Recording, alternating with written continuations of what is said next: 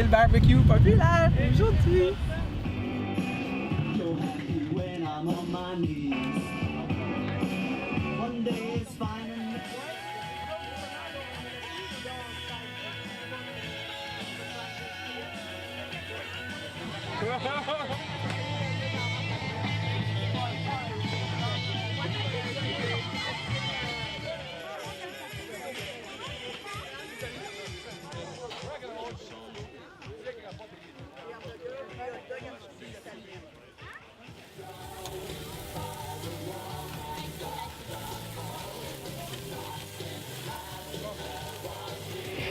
Merci d'être venu à cette nouvelle édition du barbecue populaire pour du logement social. Ça fait depuis juillet 2012 que nous faisons ce barbecue pour réclamer que soit construit du logement social à Laval, et cela malgré de multiples embûches. Oh yes! Bien sûr, aujourd'hui, on a de la bouffe, de la musique et du plaisir ensemble, mais le but de ce barbecue, ce n'est pas ça. Pourquoi on avait choisi de mener la lutte pour du logement social? Beaucoup trop de nos membres de l'endroit de Laval vivaient dans des logements vétustes et payaient des gros prix compte tenu de leur capacité de revenus, mais aussi comparé à la qualité du logement. Ça aurait empiré. Les listes d'attente pour les HLM étaient très longues et elles le sont toujours. Il n'y avait pas de volonté politique pour construire du logement social à Laval. Des logements sociaux étaient laissés à l'abandon, les immeubles Val-Martin, en proie à l'insalubrité grandissante. Déjà qu'on n'avait pas assez de logements sociaux à Laval, on laissait dépérir ceux qui existaient. Depuis ce temps, il y a eu des choses qui ont avancé malgré les embûches. La Ville de Laval, dans son discours officiel et ses enlignements, est ouverte à supporter le logement social. Je tiens à souligner la présence de M. Nicolas Borgne, qui est conseiller municipal puis qui est délégué au logement social pour la Ville de Laval. Dernièrement, la Ville a déposé une politique d'habitation qui, à notre sens, répond à beaucoup de revendications importantes des intervenants et intervenantes en logement social. On l'avait identifié qu'il y avait une grosse spéculation immobilière et que ça rendait le coût d'acquisition des terrains très difficile.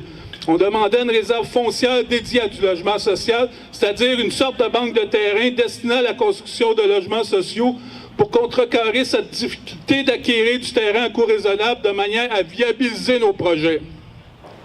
L'idée de cette réserve se trouve dans la politique d'habitation. On a demandé une politique d'inclusion pour s'assurer que les nouvelles constructions ne soient pas que des condos. Ben, mais on va s'arranger pour que ça change.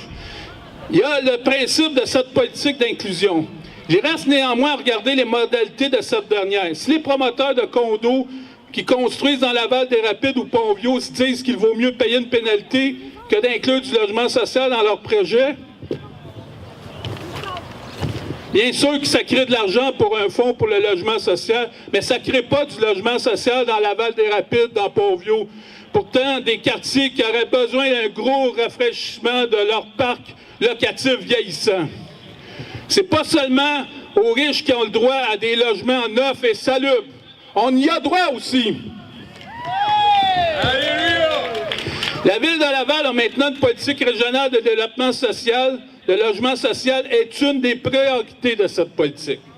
À Québec, après le passage du ministre Moreau, qui a tout fait pour saboter les efforts de développement du logement social, on a un ministre, Martin Coiteux, qui constate la nécessité d'en avoir. Ça se peut qu'il voit surtout des gains en termes de retombées économiques en construction et en travail. C'est un économiste de formation. Mais selon les infos qu'on a dans le milieu de la promotion du logement social, il fait preuve d'ouverture. C'est donc dire qu'actuellement, le contexte est favorable au logement social à Laval. Cependant, il y a encore des embûches. Depuis 2012, on a tenté de mettre en œuvre un projet de logement social, la Maison du Peuple. Élaborer un projet est très instructif sur les obstacles qui peuvent exister. Le principal embûche est celui de la propriété des terrains. Si le terrain qu'on veut appartient à un requin capitaliste véreux, on risque d'avoir beaucoup de troubles. Il y a aussi des règles bureaucratiques absurdes. Par exemple, le programme Axiologie de la Société d'habitation du Québec nous alloue des sommes basées sur le calcul du prix de construction de 2009. Là, on est en 2017. Ça a augmenté les prix.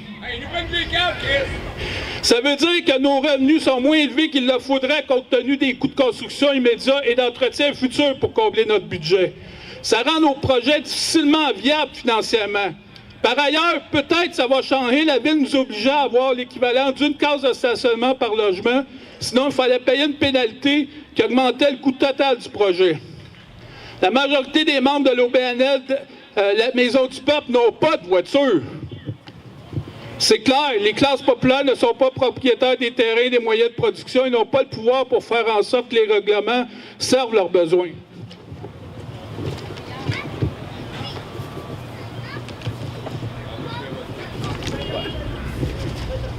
Les règlements bureaucratiques sont toujours plus faciles à contourner quand on a de l'argent et des bons avocats. Par ailleurs, il faut aussi vendre l'idée au réseau de la santé que des gens ayant eu un problème de santé mentale peuvent collectivement contribuer positivement à la mise en œuvre d'un milieu de vie stimulant et agréable. L'approche dominante en santé et services sociaux voit le problème de la santé mentale comme un problème essentiellement individuel parce que le problème à la base serait surtout biologique et psychologique. Les déterminants sociaux de la santé mentale sont relégués en backstory pour expliquer les problèmes. Les approches de soins seront surtout individuelles. Le réseau parle du rétablissement de la personne et de sa responsabilité là-dedans. On n'intervient pas ou peu sur la transformation de son milieu de vie, de son milieu social, de manière à le rendre plus propice à sa propre transformation individuelle. Quand on aide une personne à se désintoxiquer seule, momentanément, on va réussir. Quand elle va sortir de désintox, elle va retourner dans ses repères. Déjà que c'est dur de vivre avec la perte du repère de la drogue, et elle risque de retourner avec ses chums qui continuent à consommer. Ça réussit à créer un milieu de vie pour que tout le groupe ensemble s'entraide pour réduire et éliminer la consommation à court terme. Ça paraîtrait difficile, mais à long terme, les gains seraient là. Ce n'est pas vrai qu'on ne peut avancer que seul. Un être humain, c'est un être social. On n'est pas que des cellules, des synapses, des neurones, etc. On n'est pas qu'une histoire psychologique. Le réseau social dans lequel on vit est aussi une composante de nous. On a absolument besoin de solidarité et d'entraide pour avancer. Les travailleurs sociaux, les intervenants psychosociaux, non seulement ils et elles doivent accompagner des individus, mais aussi des réseaux sociaux déjà existants, des communautés. La clé de la libération des gens, de leur réappropriation du pouvoir est surtout collective. Des expériences de vie, on en a tous. Des trucs pour s'en sortir, on en a tous. C'est pas seulement le psychiatre qui les a. On doit apprendre à collectiviser ce savoir expérientiel et se rendre collectivement capable d'avoir notre coffre à outils pour avancer dans la vie. Un milieu de vie, ça sert à ça. Dans un milieu de vie, on devient un expert collectif. Peut-on faire confiance à des gens qui ont eu des problèmes de santé mentale? À la base, les experts du réseau disent que non. Nous disons oui. À l'endroit, depuis 2014, on a confié l'autogestion du local le soir à des usagers.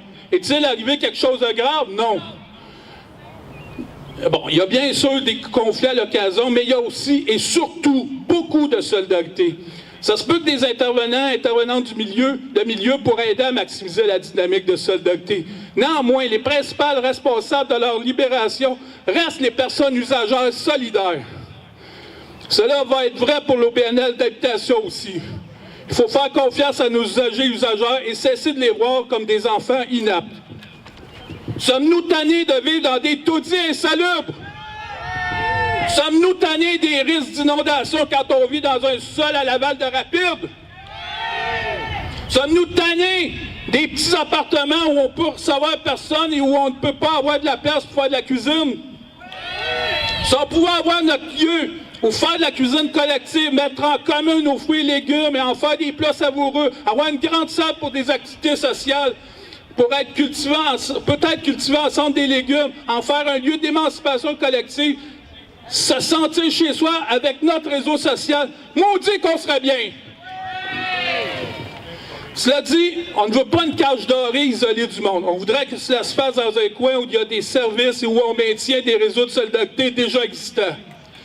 On ne doit pas laisser les quartiers comme Chamédé, Laval-des-Rapides et Pont-Vieux en proie à des requins de la finance qui vont construire des condos. Ça se peut qu'il va y avoir des logements locatifs à l'intérieur des condos, mais à quel prix? 1000 $, on n'est pas capable de payer pour ça.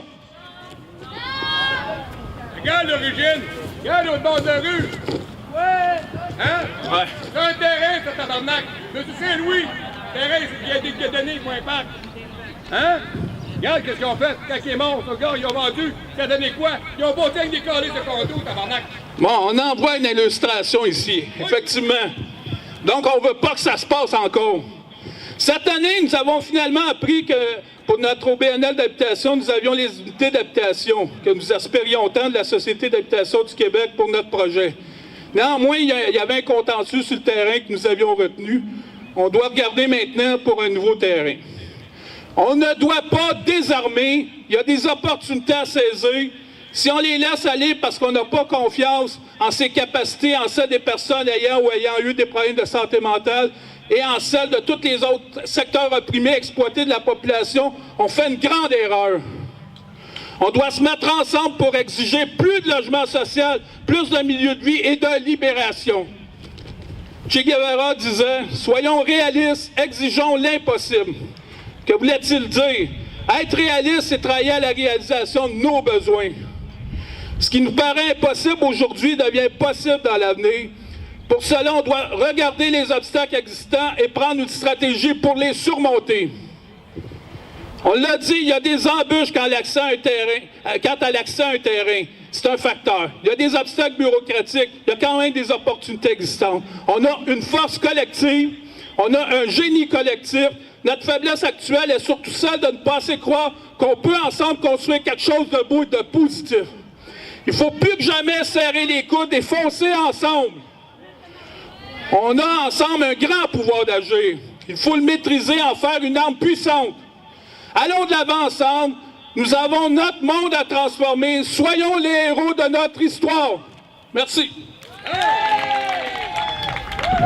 Il y a le monde à la cuisine, il y a Luc, il y a Jean-François, il y a le monde à l'accueil, il y a Doris, Carolina, il y a François qui nous a aidés, il y a Martin ici qui prend des photos puis des vidéos.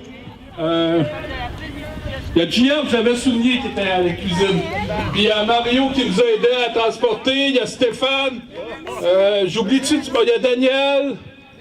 Il y a Nancy, il y a toi. Ah ben, je remercie aussi tout le monde qui sont venus, là, il y a Marie, excusez.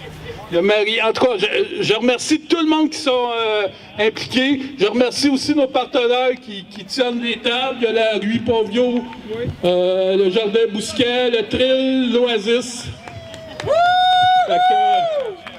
Ensemble, on réussit à faire des grandes choses, puis on va continuer à en faire des grandes choses ensemble. Bravo!